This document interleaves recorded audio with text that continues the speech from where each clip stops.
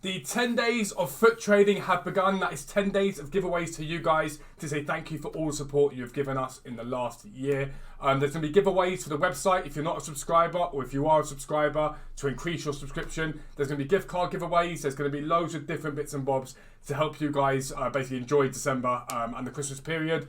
And it's all going to culminate in a massive giveaway for an Xbox Series S at the end of the month for anybody that is subscribed, including if you've won the subscription. And moreover, it's 10% off for the whole Christmas period for you guys to get even better value when it comes to subscribing to the site. So check out the website if you want to make millions of coins. But for now, let's get into the video. Yo, what is up guys? Welcome back to another new video with me, Fuzzball14. Make sure you subscribe if you are new around here. This channel is here to help you guys make millions of coins and grind the game for free. You'll never need to spend a single penny on FIFA points ever again.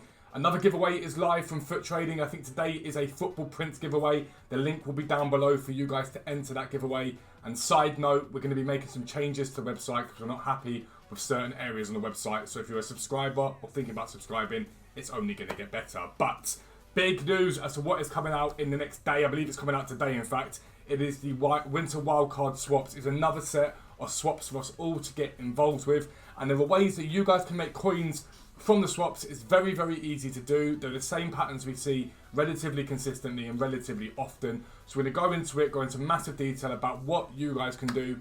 I'll be right back.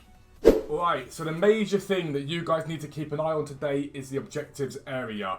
When the swaps comes out, don't head over and find out what you can get with your swaps tokens, because that's going to be there for as long as you want it to be there for. What tends to happen whenever we get swaps is EA bring out objectives that are win X game with this player, win X game with this this nation, with and get X game with this league, whatever it is, okay?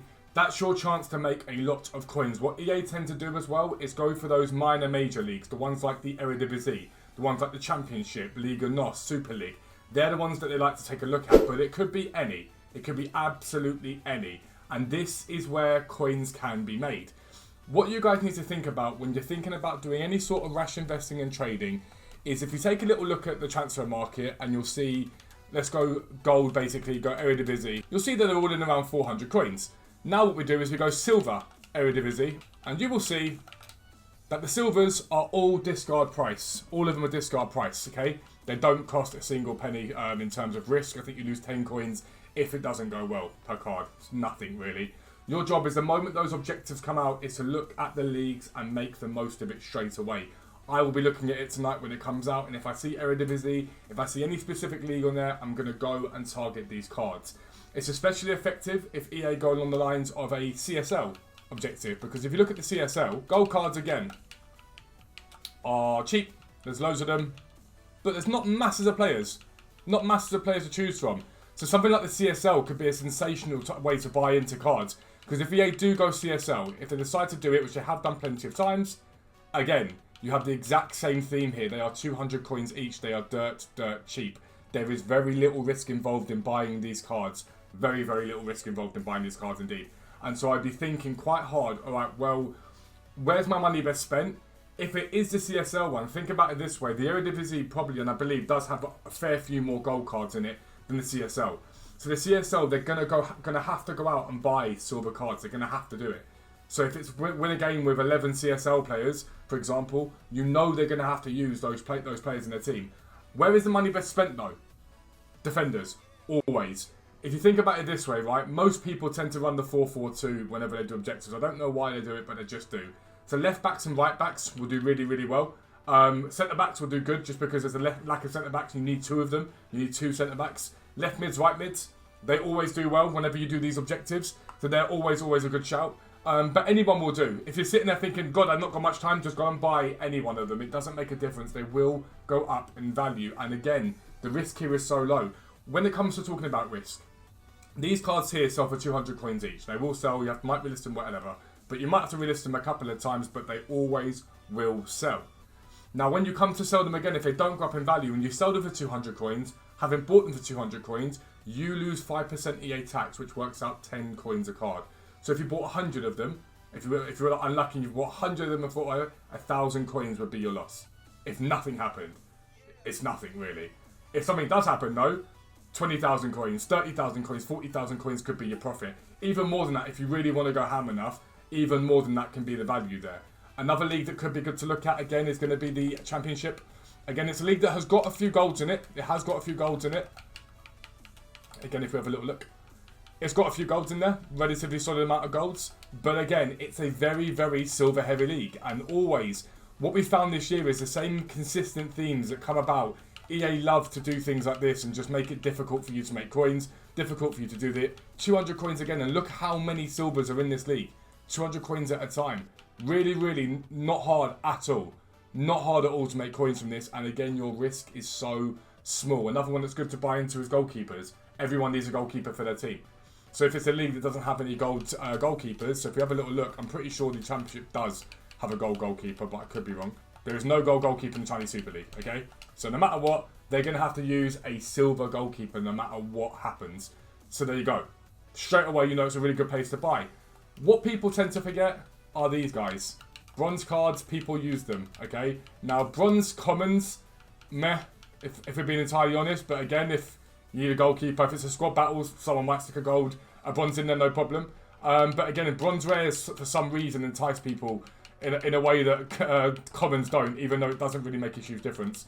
But bronze rare goalkeeper, they don't actually have any bronze rare goalkeepers in Chinese Super League. They don't. Fine, easy. So I would go for the bronzes then. Easy as that. There's no real risk involved in it at all. But that's phase one, okay? And that's buying the cards that come out for the objectives. If they do, you never know, it might not do that. You've got to be willing to move. However, once this happens, what's going to happen? The bronze cards are going to spike in value because people are going to use them in their teams. Especially if the objective is for a squad battle, right? So if it's rivals, then people tend to go silvers and build their team up that way. If it's squad battles, no one cares. They're just going to stick bronzes in their team. So what can you guys go and do? Open up bronze packs. That is going to be the easiest way to make coins on this game right now once the SWAPS drops, okay? Because when you head to the store and you've got classic packs, let's say theoretically the bronze cards from those leagues get up to 500-600 coins. You're going to make profit relatively consistently. Not all the time, but relatively consistently, because again there, Chinese Super League player. Bronze cards are very heavy in the Chinese Super League, in the Championship. There's a lot of them for the Eredivisie. Relatively easy. And again, you'd sell this guy probably guaranteeing yourself the pack paid for, because once you get rid of all these bits, I mean even the Lime Stadium theme, technically this can sell for 200 coins if you want to. But you get rid of this, and you sell this guy for 600 coins, you've made profit straight away, you can keep 2 cards for free, and that will enable you guys to craft stuff, which I'll put into another video. And you'll just repeat that process over and over again. Now, as I record this and as you guys watch this, you guys can, if you really want to, you can go out and pre-invest. The only problem you've got is there's only so many places you can buy from, only so many coins that can be made by pre-investing in these cards. I would wait for 6 PM personally. I'd see what comes out.